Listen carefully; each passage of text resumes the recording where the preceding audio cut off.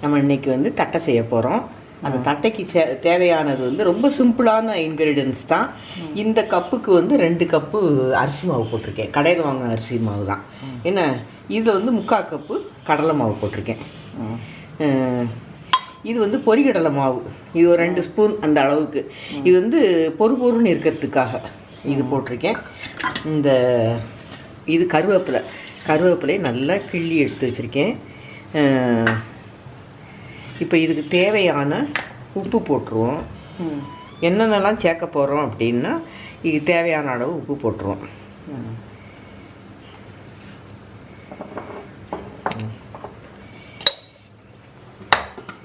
பெருங்காயத்தூள்,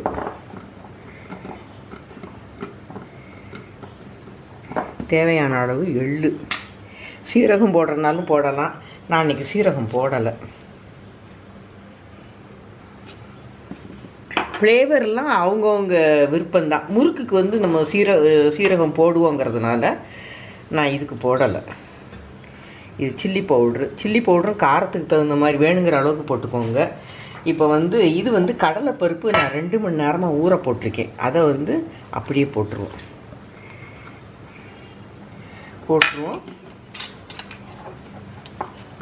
இந்த பட்டர் வந்து தட்டைக்கு கொஞ்சம் 2 ஸ்பூன் வர்ற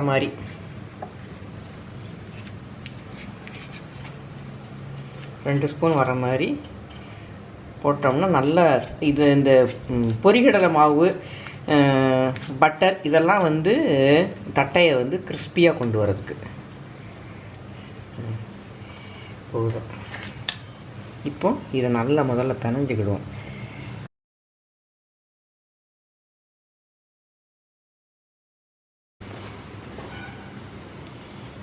இப்போ எல்லாம் மிக்ஸ் ஆயிடுச்சு.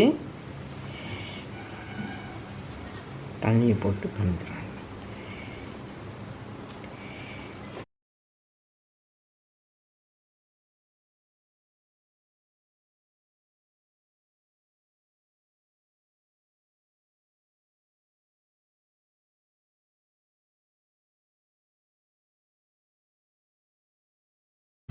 இந்த பதத்தில் பிணைஞ்சிக்கணும். நான் வந்து குட்டி தட்டையாக தான் போட போகிறேன் இந்த சைஸுக்கு. இதை வந்து இன்னும் ஸ்மூத்தாக இது பண்ண வேண்டியதில்லை. இது விரிசல்லாம் வராது. நான் அந்த அளவுக்கு கெட்டியெல்லாம் பிணையலை. இதை வந்து ஆனால் அந்த கை இப்படி ஸ்டிக்கியாக இருக்குல்ல, லேசாக எண்ணெயை தொட்டு இப்படி இது பண்ணோம்னா சூப்பராக இது வந்துடும். நான் இதுக்கு ஒரு மெஷர்மெண்ட், ஒரு கப்பு வச்சு அதை வச்சு தான் ப்ரெஸ் பண்ண போகிறேன். இது கொஞ்சம் நேரம் இருக்கட்டும், நம்ம எண்ணெயை காய வச்சுட்டு வரும். இந்த சைஸுக்கு அந்த உருட்டிட்டு லேசாக எண்ணெய், நான் ஷீட்டில் எண்ணெய் தடவிருக்கேங்கிறதுனால அப்படின்னா அழகாக சைஸ் வரும். ஒரு ஃபோர்க்கை வச்சு குத்தி போட்டு எடுத்துட வேண்டியதான். நல்லா கொஞ்சம் திக்காக தான் போட்டிருக்கேன். நல்லா வரும், கிறிஸ்பியாக வரும்.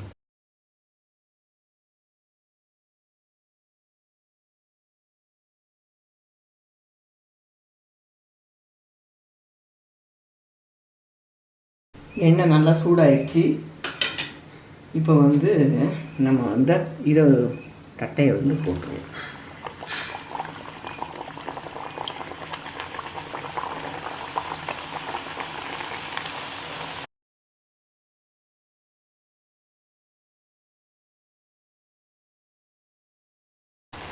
இப்போ இந்த தட்டையை இது கொஞ்சம் திக்காக இருக்கிறதுனால நல்லா கிறிஸ்பியாக வரணும்னா அது எண்ணெய் குடிக்கக்கூடாது. அப்படின்னா நம்ம முதல்ல வந்து கொஞ்சம் நல்ல ஃப்ளேமில் வச்சு 3/4 வேக்காடு வேக வச்சிடணும். வேக வச்சுட்டு இதை இப்போ எடுத்து போட்டுட்டு அடுத்த ஈடு போடணும்.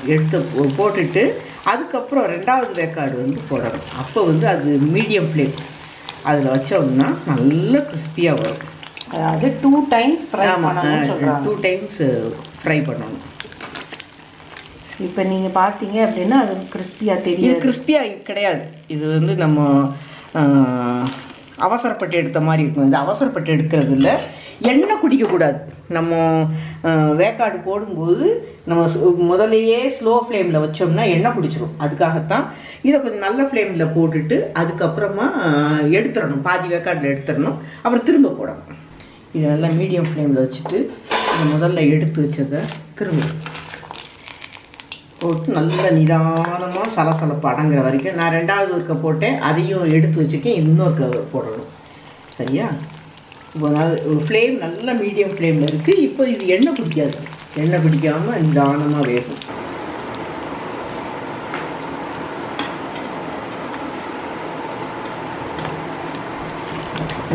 செகண்ட் இது ஃப்ரை வந்து முடிய போகுது. ஆமாம், இந்த மாதிரி இது வந்து இப்போ சாப்பிட்றதுக்கு ரெடி ஆயிடுச்சு.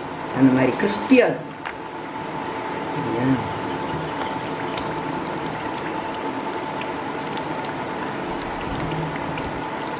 இன்னும் கொஞ்சம் டவுட்டாக இருந்துச்சுன்னா நமக்கு இது வந்து கருகாது, இதே கலர் மெயின்டைன் ஆகும். உங்களுக்கு டவுட்டாக இருந்தால் கூட கொஞ்சம் நேரம் இருக்கட்டும்னு விட்டுருங்க. சரியா?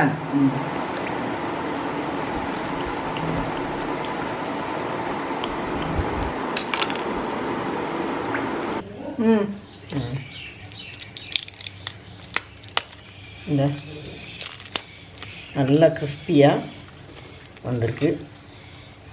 ரொம்ப டேஸ்டியான நம்ம வீட்டில் இருக்கிற ஜாமானை வச்சு ரொம்ப சிம்பிளாக செஞ்சு முடிச்சாச்சு. ரொம்ப டேஸ்ட்டாக இருக்கும். நீங்களும் செஞ்சு பாருங்கள். நான் சொல்கிற மாதிரி செஞ்சிங்கன்னா எல்லா தட்டையுமே கிறிஸ்பியாக பொன் கலரில் வரும்.